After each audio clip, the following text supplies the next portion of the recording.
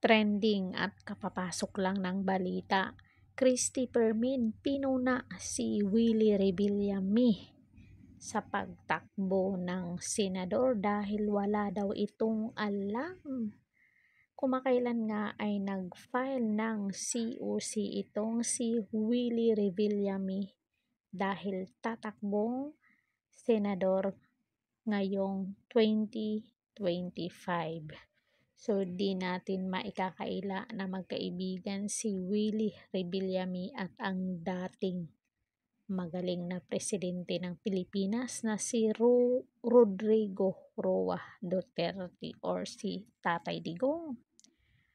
At itong si Christy Permin ay pinuna ang pagtakbo ni Willie. So, basahin natin. Hindi mo alam kung ano ang kanyang plataporma.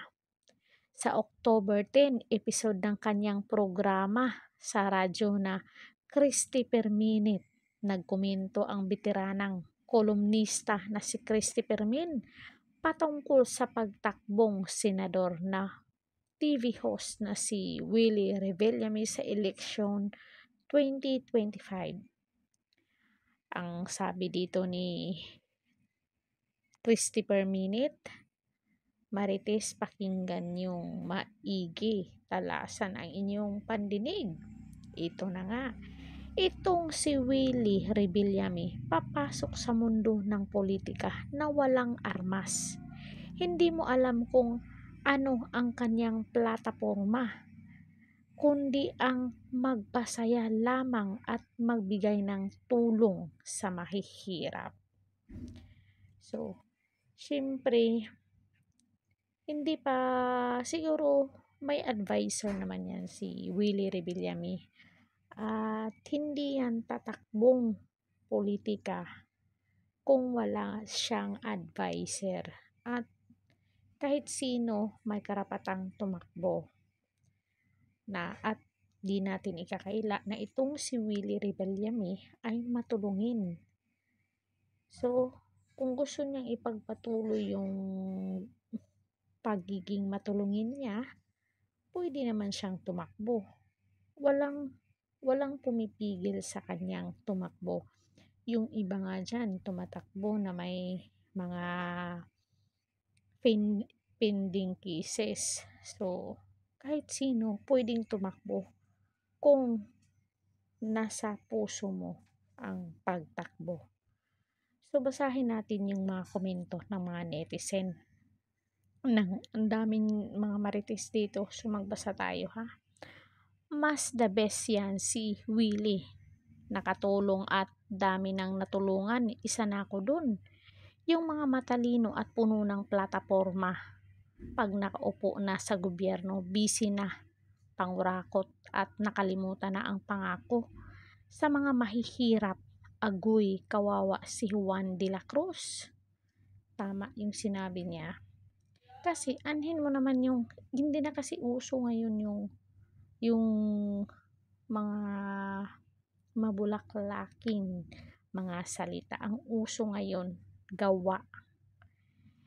Buti pa nga siya kahit papano may nagawa at may napapasayang tao kumpara sa Diyos na walang ambag sa mundo kundi ang mamuna nang di mo naman pinapalamon.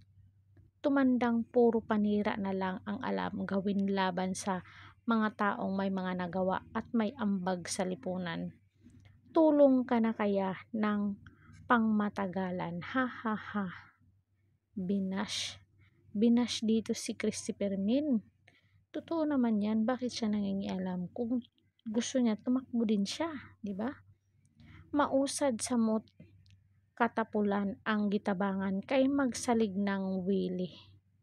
Yung isa naman, magsalig ang mga uban gipang tabangan kay puros na lang tabang gikan kay Willie. Manalo yan, marami na siyang natulungan.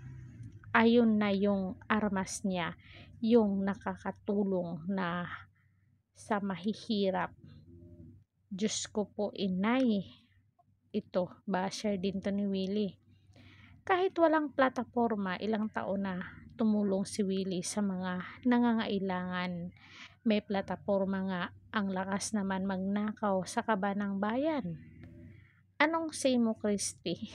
Ito, hati yung may basher si Christy, may basher din, pero konti lang ang basher ni Willie.